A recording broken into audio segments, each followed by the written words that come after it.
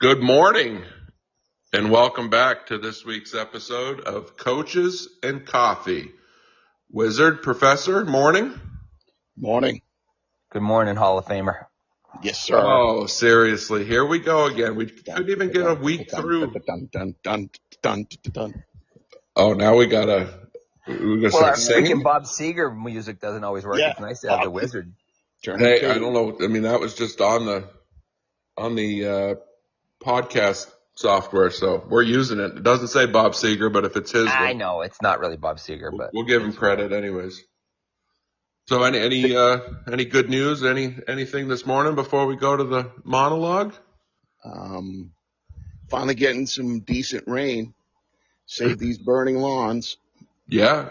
It means you're going to have to go back out and work. Yeah. Hey, that's job security. And we talked before we get on the podcast in the morning, and I just want to let all you guys out there, the listeners, know that Mags is currently drinking some coffee, and this is called Coaches and Coffee. And what we desperately need is a sponsor because he's drinking Maxwell House. Yeah. And my great-grandparents drank Maxwell House. My grandparents drank Maxwell House. And my father said, there's no way in hell I'm going to drink that shit. So as we've gotten a little bit further along in the development of coffee, we desperately need a sponsor, not for all of us, just for Mags. Can somebody please send him a 1 pound bag of good coffee? Yeah. Well, it's got to come in a K cup because that's the only coffee maker we got. So What is that shit in the machine, a Keurig? yeah, you got it. That's trash. That is the absolute trash. Listen, you are not drinking coffee. You might as well drink bourbon in the morning. We're going to have to call this Coaches and Coffee and a freaking idiot that doesn't know a goddamn thing about coffee. Yep. That's the name of the podcast now. Yeah. Well, we can probably fit that in somehow. Mm-hmm. Yeah. But well, one of our problems is our podcasts are too long. We're trying to shorten them. We can't have that name that takes an extra half second each time. Yeah. I don't even know if I could say that correctly to close it out or to open the podcast. I'd probably screw that up too. Yeah. Oh, man. So the one thing I'll say before we throw it to the Wizard for his monologue is we talked about this a couple months ago.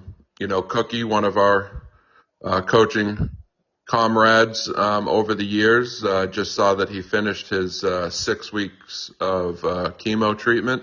So he rang the bell. I saw it last night, I think it was. I think he did it earlier this week, but I know he does listen to our podcast. So congrats, my friend. Keep fighting.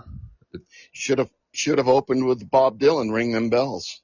Good one to open with. Yeah. Well. Yeah, good luck, Cookie. That's a song, Max. That's a song. I'm going to take your word for it. Yeah. I'll probably Google it and listen to it right after this. Mm-hmm. Yeah. Yeah, like all the other advice we've given you that you don't do a thing about. Well, I do some, Hey, I looked up that thing about Oregon and their, wanting to eliminate hunting. Did you look up the BR 549? Didn't have to. You guys gave it away after Oh, Jesus. See, could have at least gone and watched a clip. Yes, watched the clip and seen Junior Samples out there. We give all of our listeners shit, especially these young listeners, about not understanding the references and stuff, and you don't even care. But I forget all the time that you're a young listener. So yeah. TikTok that one. That shows why we're going to hell in a handbasket. Yeah, generation, Mag's generation. Oh, it's because of our generation. Yeah. Well, you young guys. Yeah. You young bucks. Yeah. You young guys bringing Maxwell House back. Yeah. Yeah, we're bringing something back. All right, let's get this show on the road. Wizard, take it away. Okay, well, I've tossed it back and forth here, and my love of history and especially war history.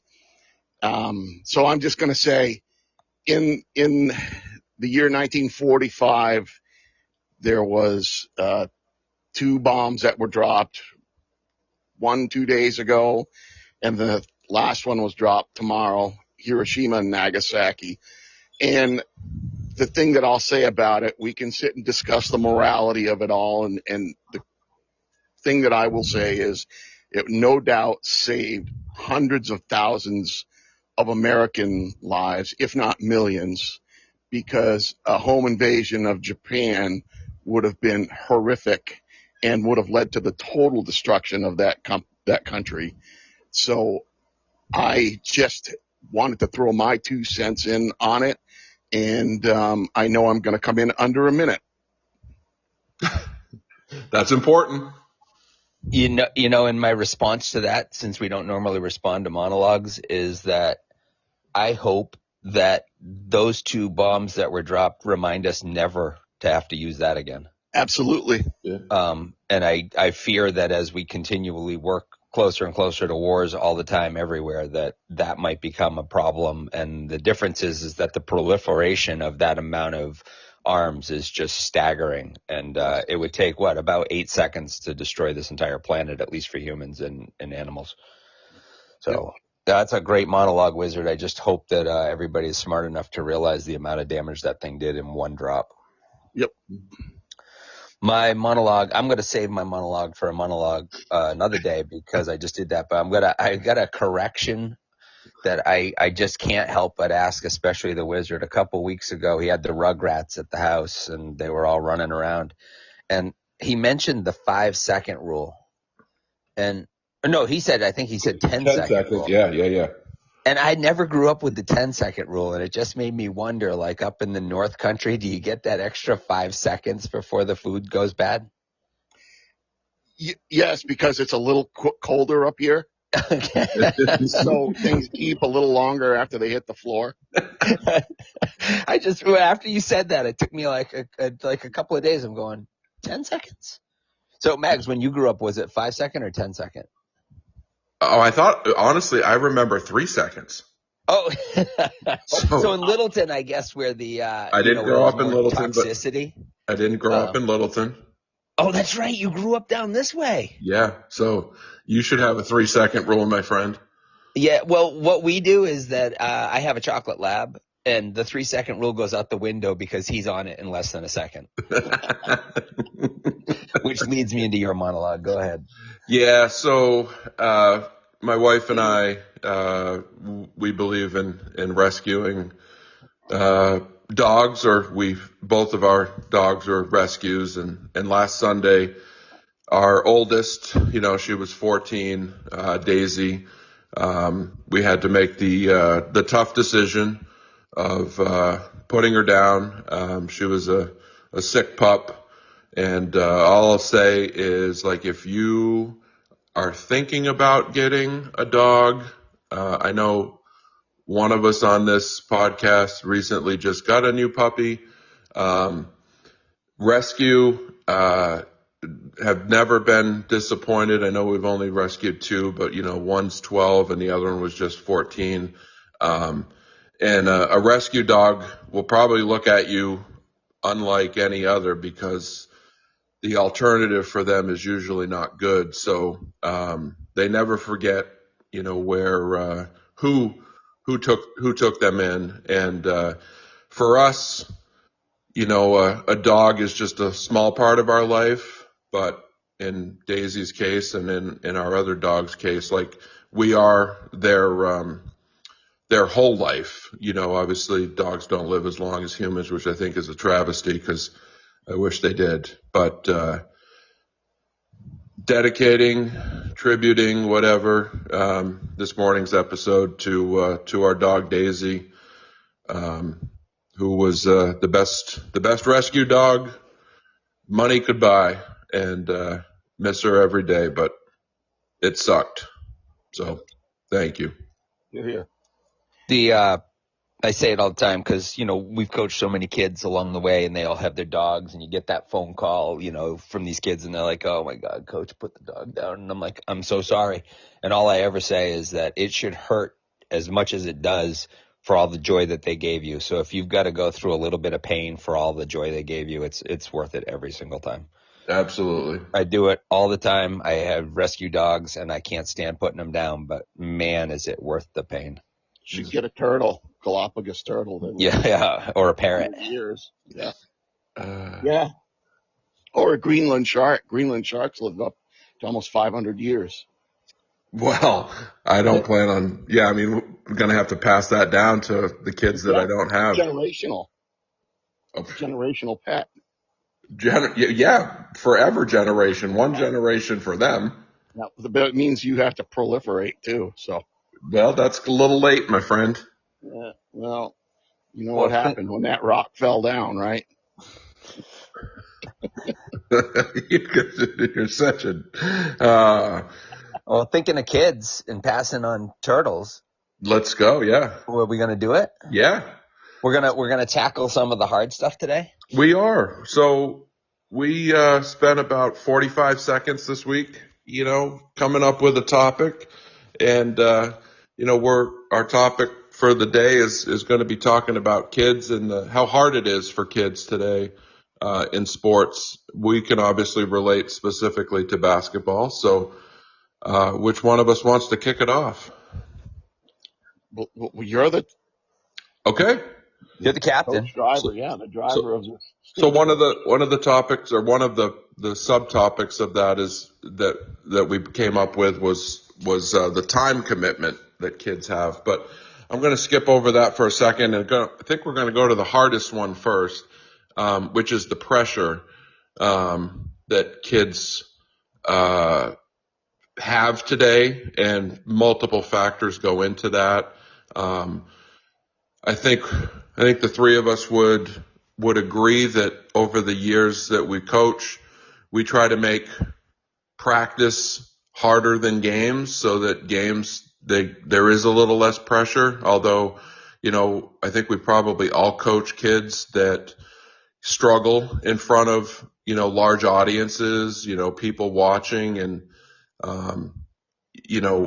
we all went through that as players when we were younger. Now there's video cameras, there's social media posts that go out after games and so forth. So I think they have a different layer of pressure, and there's a couple other factors that we'll get into. But let's start with the pressure that they face. Oh, well, it's kind of funny because I was thinking about this week.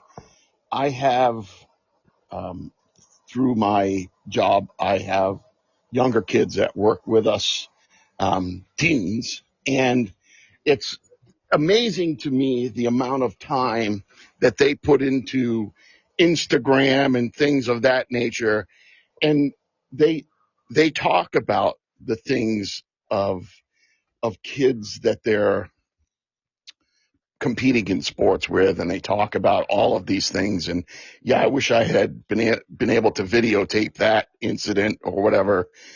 And you're right, it's the pressure of their peers after the sporting event is over, and whether it's they're on their team or they are from the opposing team, the amount of pressure that these kids face just because they're put on some post. I don't know how this crap works, and I don't want to know. I don't even like Facebook. I don't have a Facebook account. I don't want any of it. But it's amazing to me the amount of time that these kids put into things like Instagram and Facebook and all of that. Yeah, following on that, Wizard, it's like these kids, everything that they do is immediately available and immediately in your face. Back in our day when we were playing basketball, your game ended, you went home, maybe if you were lucky, you turned on a MASH rerun or maybe an original, and you watched 30 minutes of television, you did your homework, and you went to sleep. And now these kids have to feel it, and you can see it. It's on. I mean, we talked about the local television up here. They're in our gym. They're filming these kids. These kids feel like they're on ESPN every night, and to try to perform as a 15-year-old under that level of pressure, I think is amazing. But I also think it's really hard. Yeah, and I think we've all had players that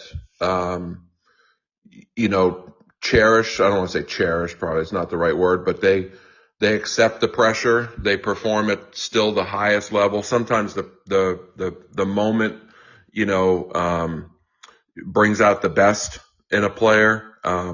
And sometimes, kids just, clam up and, they're more worried about making a mistake, because of all the people watching or because what people might say after.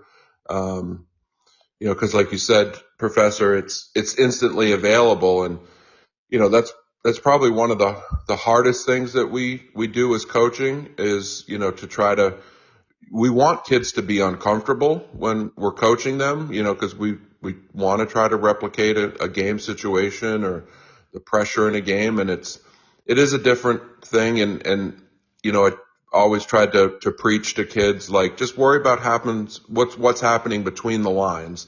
That's all that you can control. You can't control what people are saying from the stands. You can't control what people are posting after the game. Go out, give it your best effort, and when you walk out of the gym, say that you didn't leave anything out there. So be proud of that and accept it. And, I've been very fortunate to have some players that had had career games in career playoffs, that were so much better in a playoff scenario, when the lights were the brightest.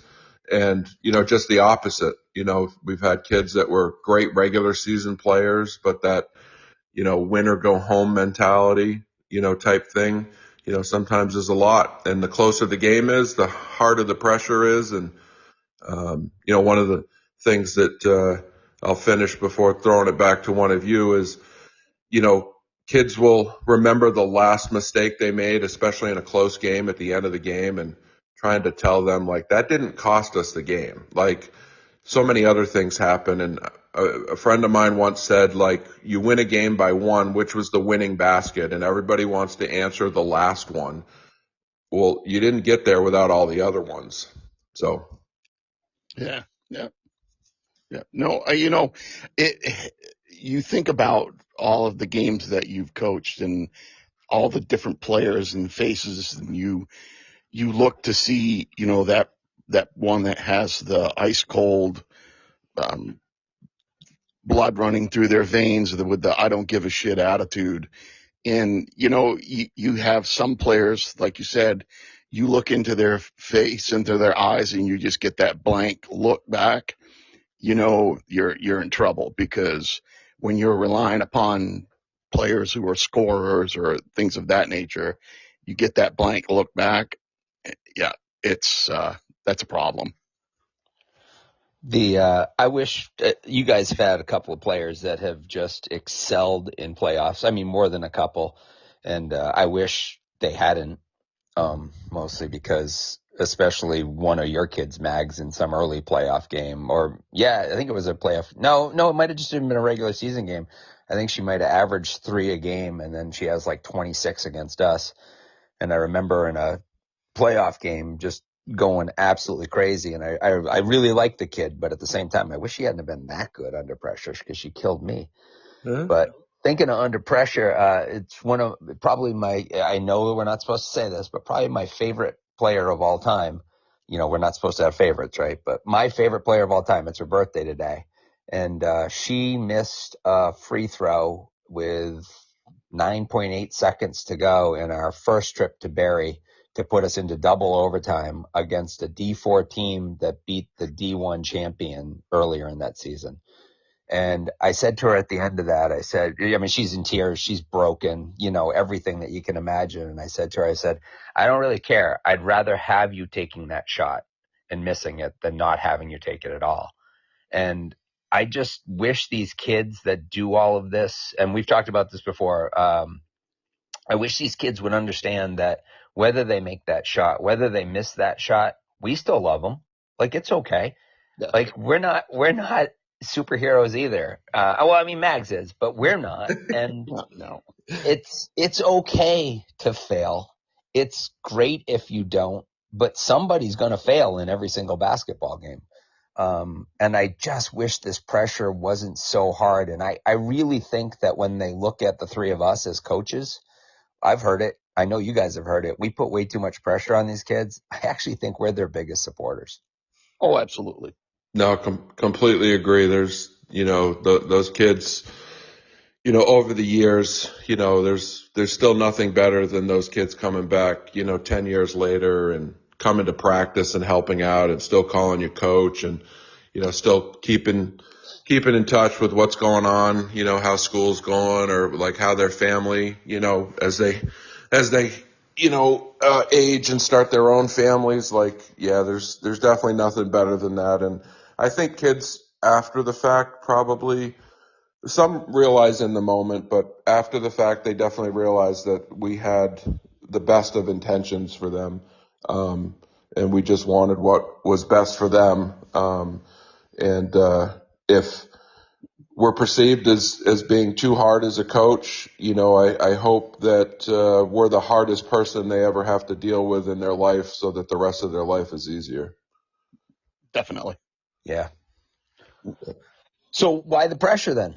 Why do they feel so much? I mean, we talked about today, right? Like they have all of this pressure to perform because they get put on Instagram. But is it from the bleacher creatures?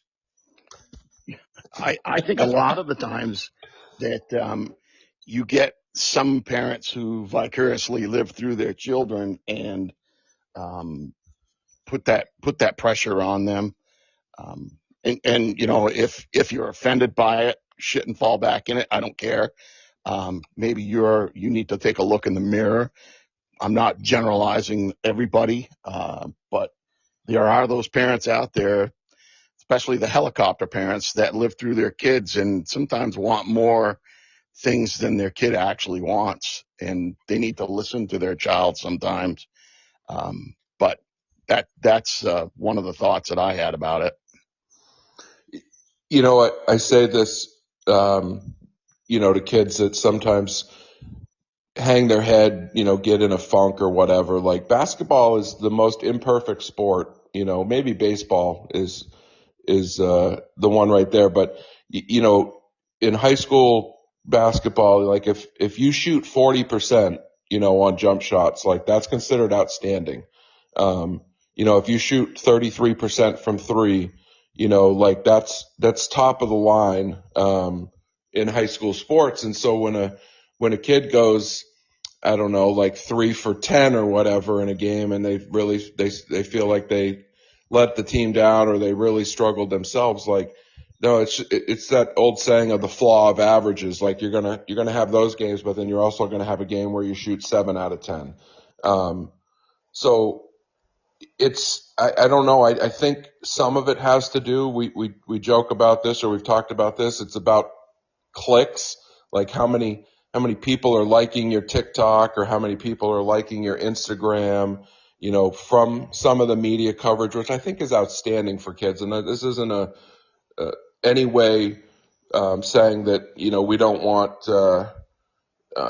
the different entities coming into the gym to videotape kids, because I think it's outstanding what these kids have. But I also think maybe going back to something that the Wizard said many podcasts ago, we don't let kids fail. Like, I think the exact phrase he had was, when they fall down, we say, "Are you okay?" first, instead of just letting them pick themselves up, dust themselves off, and move on. And so I think, to a certain extent, kids are a result of the societal changes, that we have today versus maybe 20 years ago as coaching, that mentally they're just not as tough as they were because of how we quote unquote baby them. So I'm going to stick on the same line of parents, and we love to bash parents, and like I have favorite kids, I have favorite parents too, but I also have parents that I have to say I'm not fans of. And one of the things I used to love about coaching AAU, which is not the same because the pressure's not there, especially, I mean, I know it is for some. I mean, I've been to some AAU tournaments where parents and coaches and kids are crazy. But we always went with the idea that we were going to learn something. And very rarely did many parents travel with us. And I thought it was pretty amusing that that's when our kids performed the best. Not a whole lot of pressure. Go out, have a good time, do the best that you can. And there's not people screaming at them. And the kids aren't looking over in the stands for instant feedback. And the only place they should be getting that is from their coaches. I remember during COVID, even though I wasn't coaching, I thought to myself, I think these kids might play a whole lot better because the parents aren't in the stands.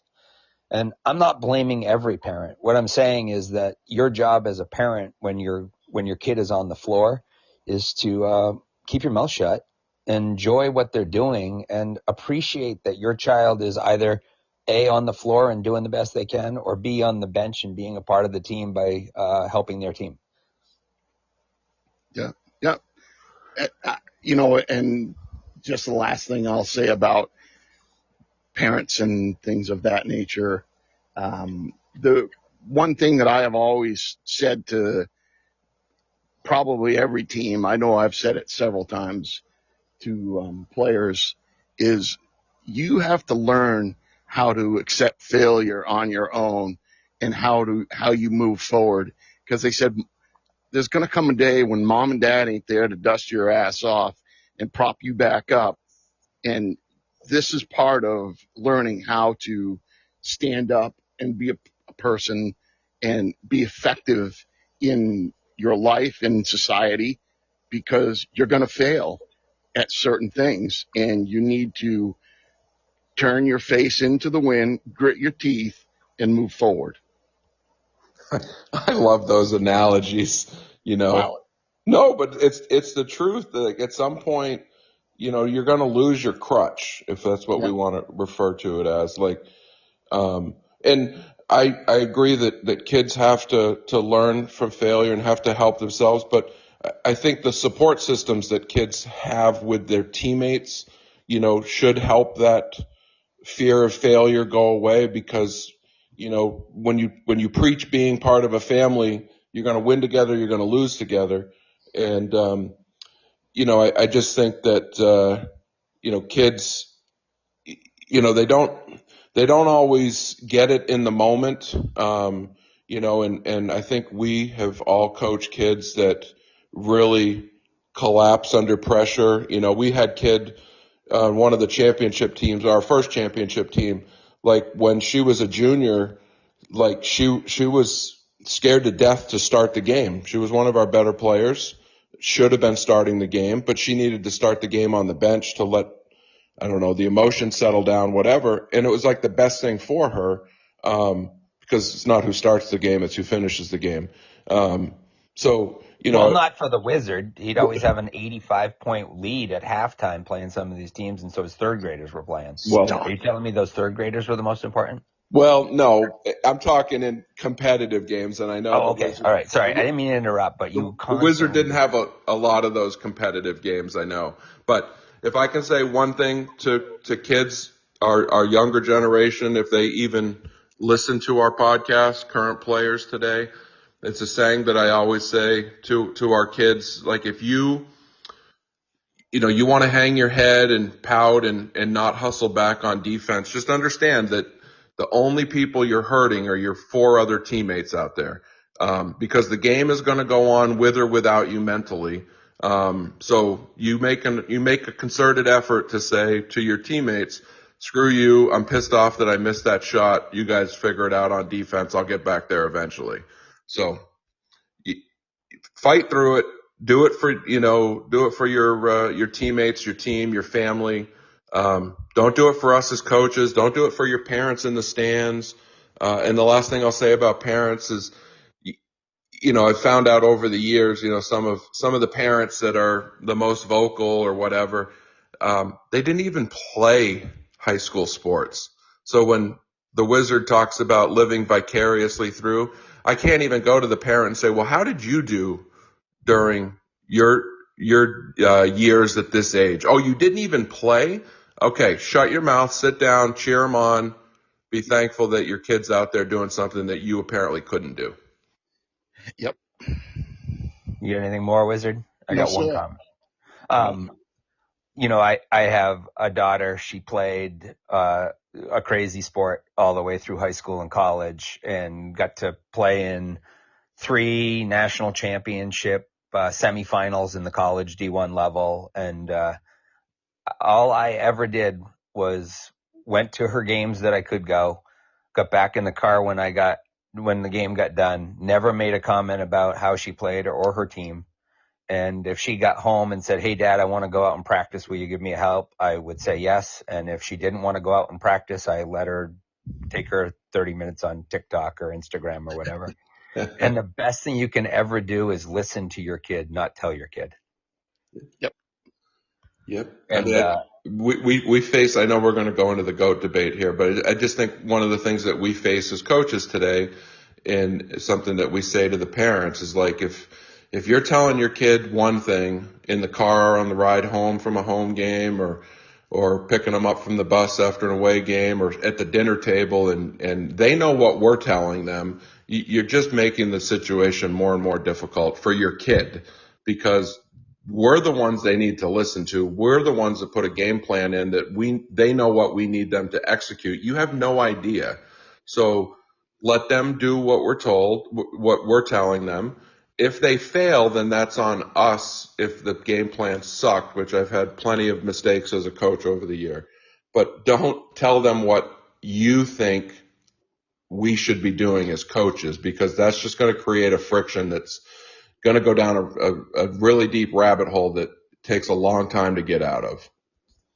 So. Well, and that they don't ever get out of, Megs. Well, that's true. Because they're constantly conflicted whenever they step on the court. And the one thing that kids don't need to be is conflicted when they step onto the court. No, the only time they get out of that rabbit hole is when they're done playing high school sports, unfortunately.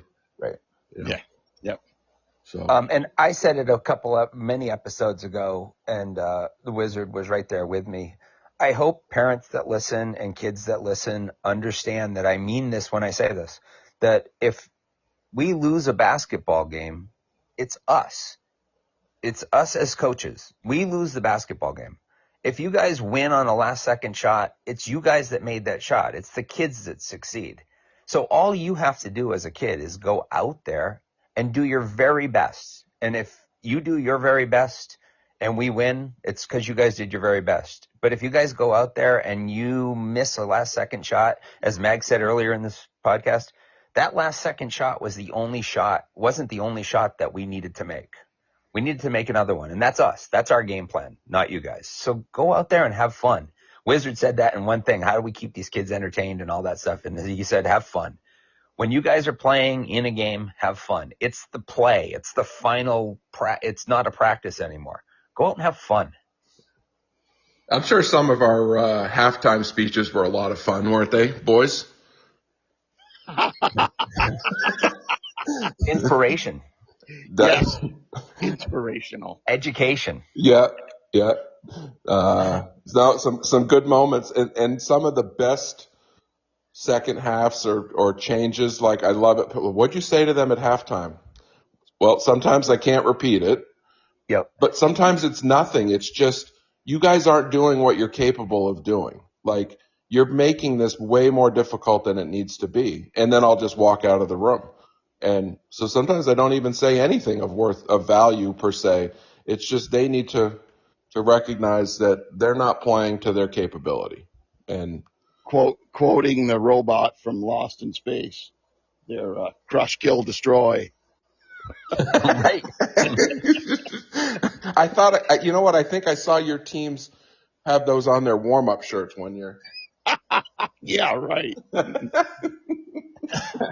Well, we got to save time for the GOAT debate, because my GOAT debate isn't going to be a debate, but I have a lot to say about it. Okay, well, we're going to throw it to the...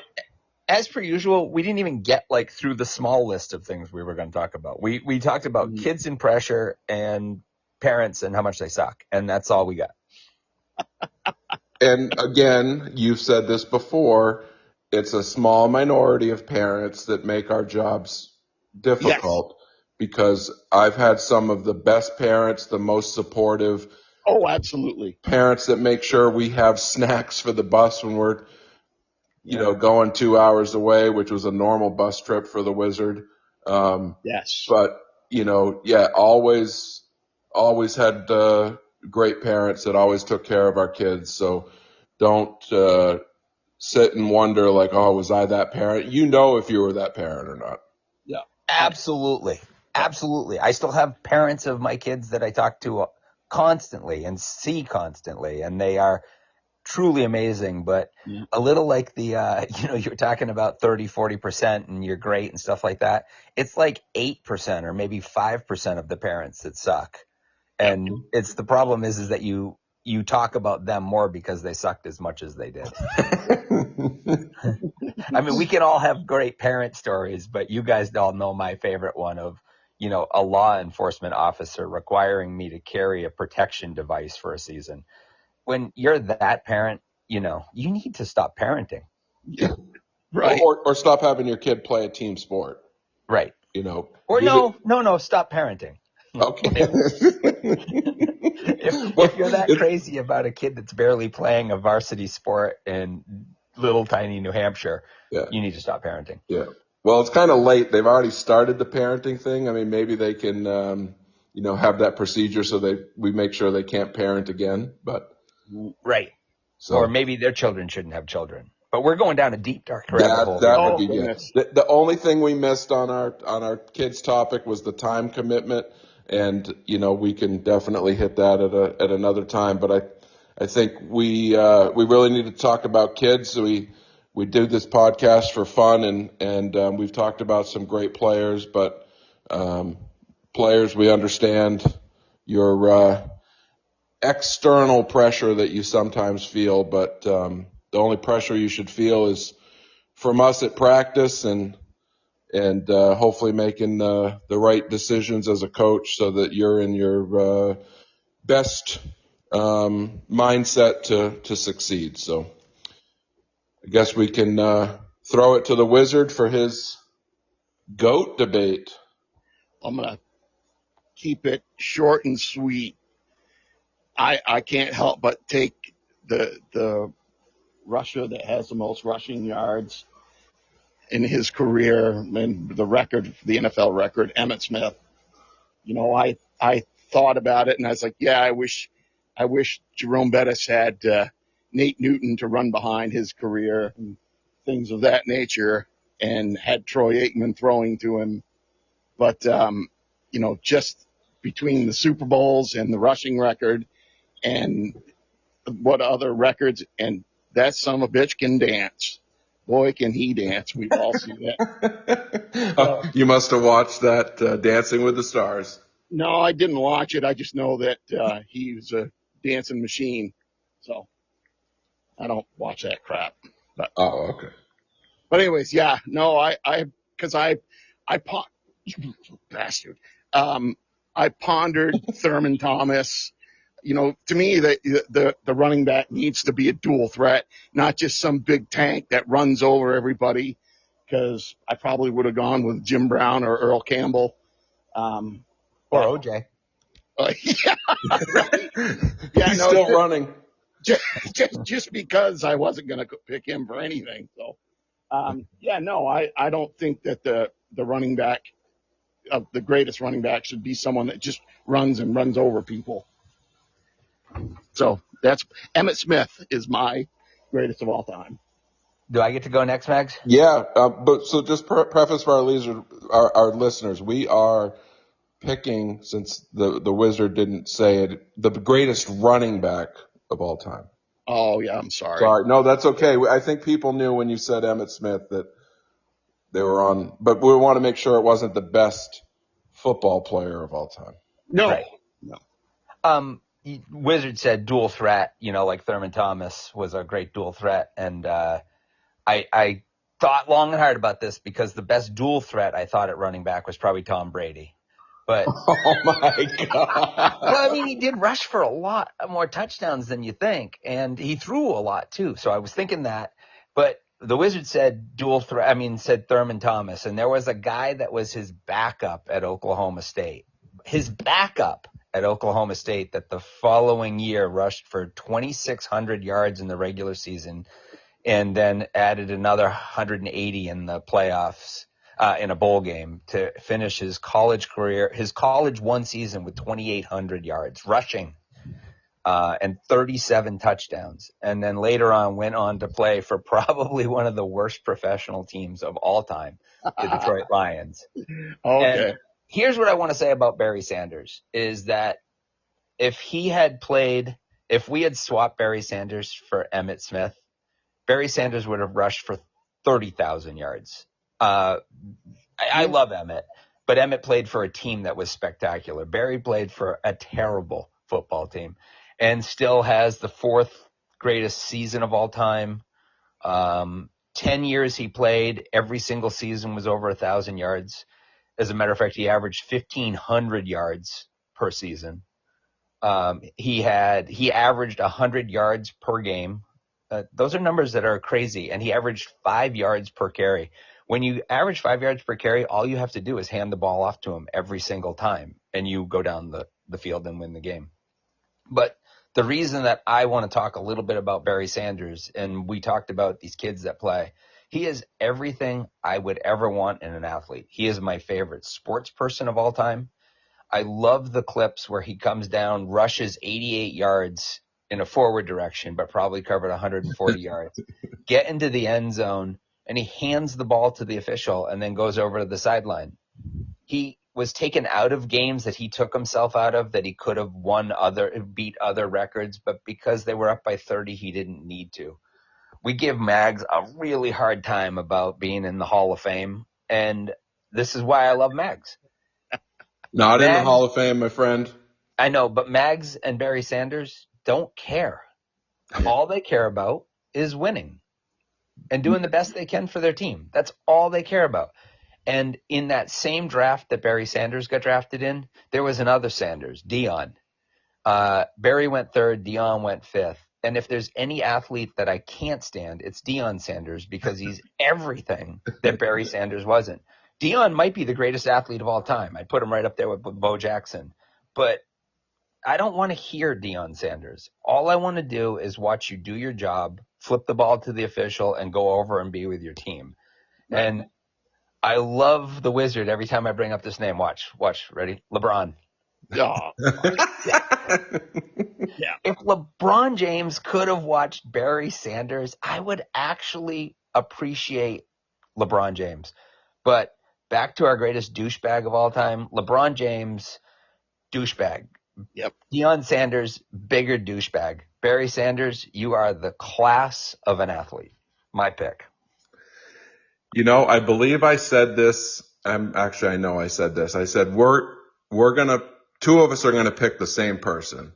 And as soon as you started talking about Oklahoma State, I'm like, that's some bitch. I know. That's why I wanted to go first because I knew you were going to pick Barry too.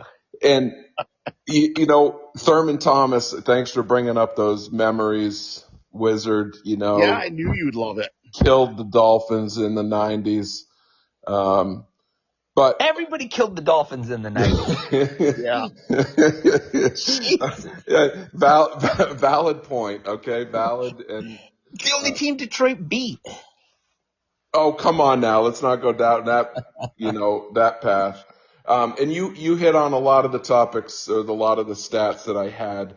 You talked about his 37 touchdowns and 2,600 plus yards in his senior season at Oklahoma State. He did that in 11 games. Right. He averaged 295 yards a game. Insane. 10 times, as you said, 10 seasons, 10 Pro Bowls. He led the league 4 times as the rushing leader. And one of my favorite stories, and I forget which year it was, but Christian Okoye from, I think, Kansas City. Nigerian Nightmare. Yes, he won the rushing title, but they were playing at the same time. And I think Okoye had passed Sanders by like 20 yards or 10 yards or something. And they were up to Professor's point, up by 20 something. And the coach came over in the 4th and asked Barry if he wanted to go back in to break the record, to be the rushing leader, and he declined. So there was those specific, things. He was, for our younger listeners, if you haven't YouTubed Barry Sanders, the Professor's right. A 10-yard run sometimes was a 40-yard scamper, sideline to sideline. He had an awful offensive line. and still rushed for 1,500 yards a season. Season? Yeah. And he 10 years, he rushed for over 1,000 yards all 10 years. His lowest was 1,100, and then I think the next was like 1,300 and something. Here's I put down 5 of his quarterbacks during his time in Detroit. Let's see. We had Eric Kramer. Yep. When you say Kramer, you're thinking of Seinfeld. Rodney Peete, Frank Wright.